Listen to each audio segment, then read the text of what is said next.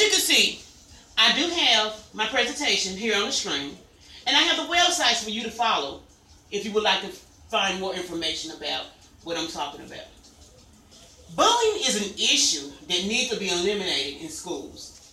Thousands of children are being bullied every day.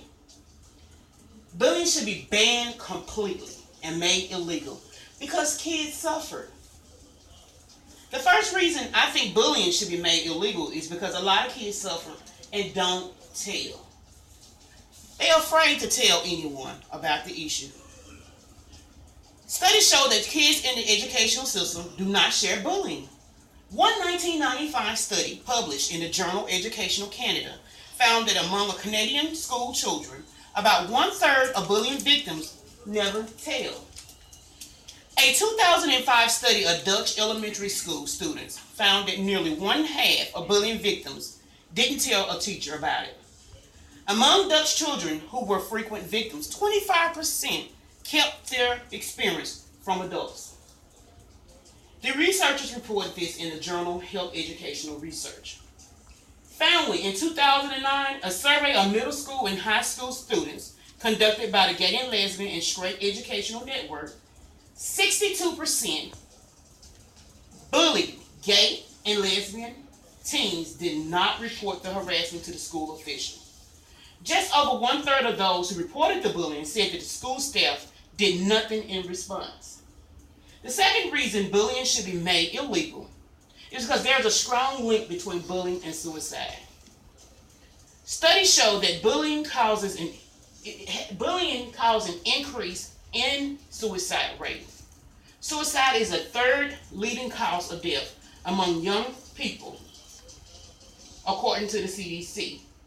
4,400 deaths each year. For every suicide among young people, there's at least 100 attempted suicide. Over 14% of high school students have considered suicide, and almost 7% attempted it.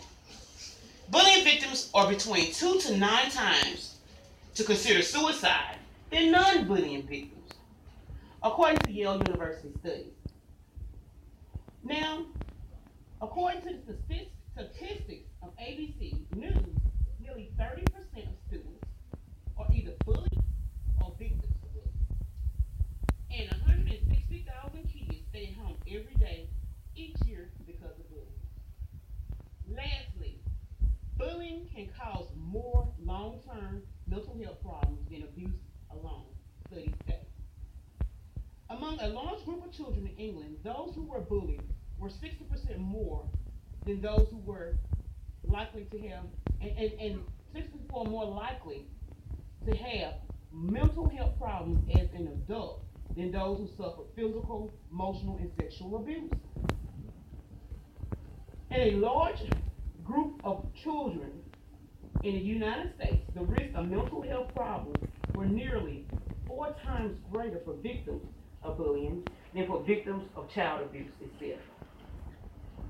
Among 4,026 children who participated in the Avalon longitudinal study of parents and children in England, 8% were victims of child abuse. 30% were victims of bullying alone. 7% were exposed to both. Now, there were 1,273 children who were part of a Great Smoky Mountain study in North Carolina. 15% were victims of child abuse, 16% were bullied, and 10% suffered from both. Overall, the effects of bullying were worse. For instance, the English children who were bullied were 70% more likely to experience depression or practice some form of self-harm than children who suffer from child abuse. American children were nearly 5 times more likely to be diagnosed with anxiety if they were bullied than if they were abused. Bullying should be banned and made illegal because children suffer behind